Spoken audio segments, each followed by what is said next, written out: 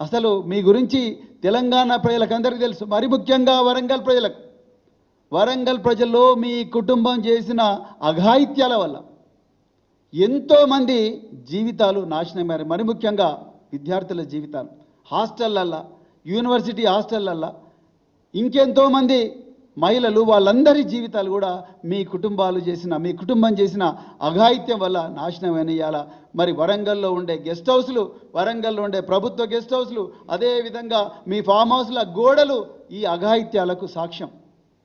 అందువల్లనే ఆ రోజు 2002లో ఇప్పుడున్న జమ్మూ అండ్ కాశ్మీర్ డీజీపీ నలిన్ ప్రభాత్ గారు మీ కుటుంబానికి వరంగల్లో హన్మకొండ చౌరస్తా దగ్గర బహిరంగంగా కౌన్సిలింగ్ ఇచ్చిండు. దానికి సాక్షి ఈరోజు మీ వర్ధన్నపేట ఎమ్మెల్యే, ఒకప్పుడు సీఐగా ఉన్న కేఆర్ నాగరాజు. ఆయన అడగండి, ఇలా ఆయన ఫోన్ చేసి అడగండి వర్ధన్నపేట. మీరు మా గురించి మాట్లాడతారు, మీరు నా గురించి కేటీఆర్ గురించి మాట్లాడే అర్హత మీకున్నదా అసలు సురేఖ గారు?